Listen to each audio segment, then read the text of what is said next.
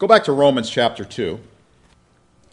I said earlier that one of the greatest crimes we can commit against God is to publicly assault his character, and that's done in two different ways.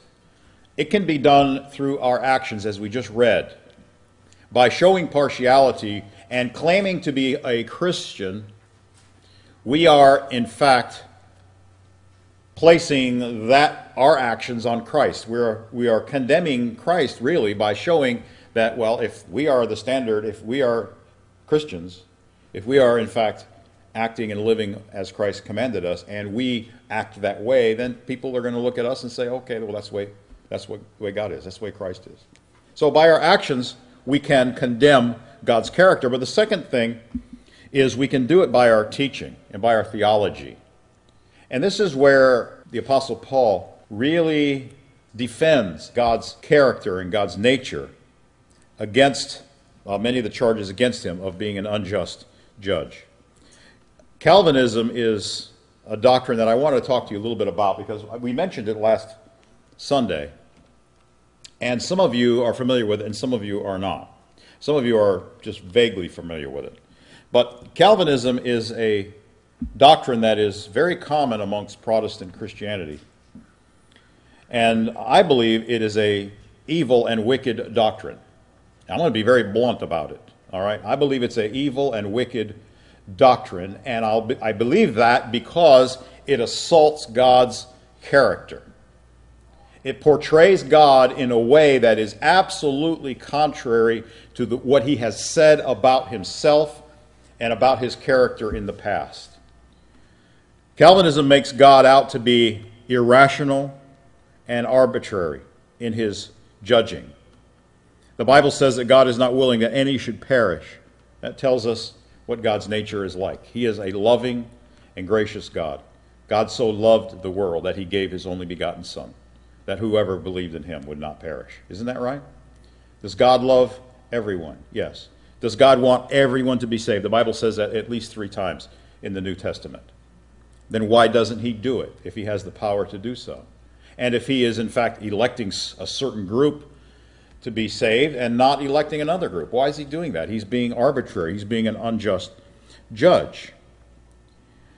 Calvinism makes God out to be a bit of a monster because he created, according to Calvinists, he created the bulk of humanity to suffer in eternal torment with no opportunity to be saved. Calvinism makes God out to be an egomaniac because he created these things and he's doing these things for one purpose and one purpose only, and that is to display his glory. But that's not why God is doing all these things. Now, God does get glory, and he ought to get glory because he's the only one that really should be worshipped, and the only one who is worthy to be worshipped. But he's not doing it to be worshipped. When God commands us to worship him and him alone, he's doing it for our good, not for his glory, for his good. Calvinism makes God out to be a liar. I'll give you an example of this. Look at Revelation chapter 22, verse 1. You know this is talking about the New Jerusalem. He showed me a pure river of water of life, clear as crystal, proceeding from the throne of God and the Lamb. In the middle of its street and on either side of the river was a tree of life which bore 12 fruits, each tree yielding its fruit every month. The leaves of the trees were for the healing of the nations. There shall be no more curse, but the throne of God and the Lamb shall be in it. His servants shall serve him, etc. Go down to verse 17. And the Spirit and the bride say, come. And let him who hears say, come. And let him who thirsts come. He just got done talking about this river of living water that's going to be flowing from God's throne in the New Jerusalem. And he's telling people, come. And let him who thirsts come. Whoever desires, let him take of the water of life freely. So what is God doing? God is giving a blanket offer of salvation to everyone who will simply come. But what does Calvinists say? God has provided the way for only a small group to come, and he has barred the way to life to the rest of mankind. That's essentially what they say. So what does that mean then when we see offers like this that God makes to people generally. When he says, come, anyone who is willing may come. And he can drink of the water of life freely. It's free. What is God? If Calvinism is true, what is God doing here? He's giving an insincere offer, isn't he? Isn't that an insincere offer? If it is not really available to all, then why is God telling everyone that they can come? It's insincere. We have the same thing in Genesis when God is speaking to Cain. You remember when Cain and Abel brought their offerings to God, and Cain, he gets all mad because God didn't accept his offering. You know what God said to Cain after that? He said, look, Cain, yes, you will also be approved. Right. But if not, sin lies at the door. He's telling Cain, look, you've got a choice. You can make a choice and you can be approved, Cain, if you'll simply change your attitude. Was Cain among the elect? Not likely. He went out after that and murdered his brother, and then God put a curse on him, right? Did God offer salvation to Cain? Yeah, he did.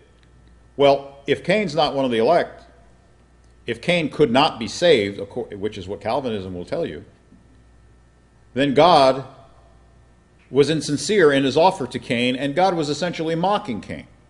Is that the kind of God that ought to be worshipped and served? A God who plays the bait and switch game on somebody. And you know what Calvinism is, essentially? Is it feigns humility for man and exalting God's sovereignty, supposedly, at the expense of his holiness, at the expense of his character. They claim to be exalting God and bringing man down on his part because man cannot have any part in his own salvation.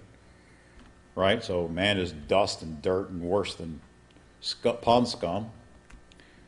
And God is so great that he controls everything. Ultimately, Calvinism teaches that everything is done at God's direction and at God's command. And if you press that to its logical conclusion, it means that Satan himself is acting according to God's command. And if Satan is acting according to God's command, then who is ultimately responsible for all the wickedness and evil in the world? God. God's not a holy God. Not only that, we talked about being an unjust judge, but if God created man in this awful state so that he can't even exercise his will to choose what is good, then why is God holding him accountable? Why is he torturing him in hell forever and ever, when in fact he only did what he could do? He had no other options. Ultimately, that's what Calvinism teaches. Is that, they say that God is displaying his justice when he does that, but that's not justice. We only punish people when they make the wrong choices. Isn't that right? When they have the opportunity to do good, but they refuse to do good, that's when they deserve to be punished because of their choices.